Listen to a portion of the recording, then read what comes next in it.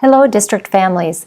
Infinite Campus changed their interface and updated it a bit, and we want to show you how to navigate this new system. As a parent, we're going to ask that you log into your Campus Parent account. So choose Campus Parent. Next, you're going to use your login information to log in. You're going to come to a home screen that has some announcements and an inbox where some emails might come to. For the most part, you're going to want to use the drop-down menu to the upper left. That's where you're going to find things like grades, attendance information, food service information, and fees. Fees is probably the thing that you're going to interact with most on this page. So let's check out fees. Let's take a tour of the fees page. On the upper right-hand side is going to be your student. If you have more than one student, there'll be a drop-down to choose from. We're going to get back to My Accounts in a moment, but this is going to be a really important button for many people. Over here to the left, we have our current school year. This is everything that's assigned to you or optional fees for this coming school year. If you have to look back into last year for any unpaid fees, you're going to need to choose the drop-down menu and switch to 2018-2019 to see if you have any outstanding balances. What I need to show you is optional fees, because this is going to apply to many people. Things like yearbooks or parking passes are going to be optional fees. To find those, you're going to want to return to My Accounts. There's going to be 4 important things on the My Accounts page. Payment methods, that's where you're going to put in your bank or credit or debit card information. Payment history, this is a good place to look back and see what you've paid in the past. Reoccurring payments, those are for people that want to automatically have money deposited in their lunch account, for example, if their balance gets too low, or maybe at the beginning of the month they're going to always put $50 in the account. This is a great thing to do if you want to kind of set it and forget it.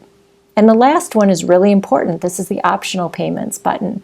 Optional payments, again, are going to be things like an athletic pass or a parking permit, perhaps some other donation.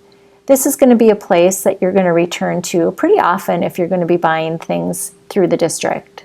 From the drop-down menu, let's look at food service next. Food service is the place where you can check your current balance. If you click in, this is also the location of where you'll find the individualized items that your children are purchasing. So if you happen to think that your lunch balance is going too low, too fast, and perhaps maybe one of your children is buying items they shouldn't be, this is a good place to come and look. That kind of activity is going to be found here in this frame below.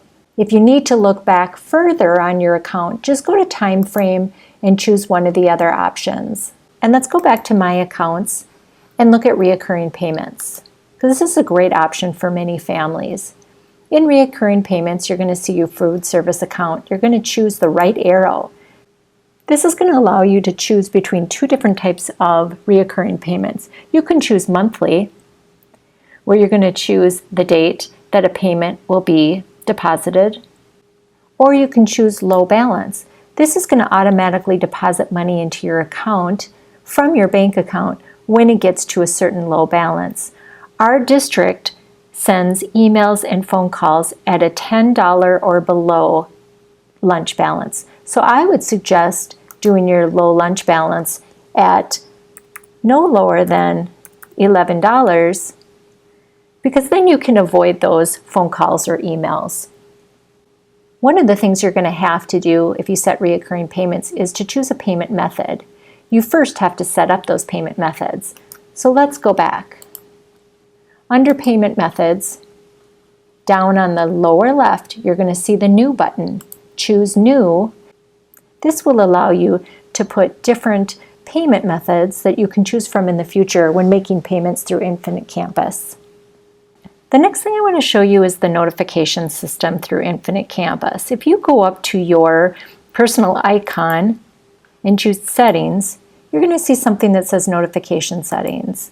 That's going to be if you want to be notified if your students' grades change or fall below a certain percentage. What's important to note is that if you do set your notifications through Infinite Campus, you will only be notified through Infinite Campus. You will not be emailed separately. Those notifications can be found under the bell under Notifications. Remember, if you have any questions regarding Infinite Campus, please feel free to call our district office and someone will be happy to help you.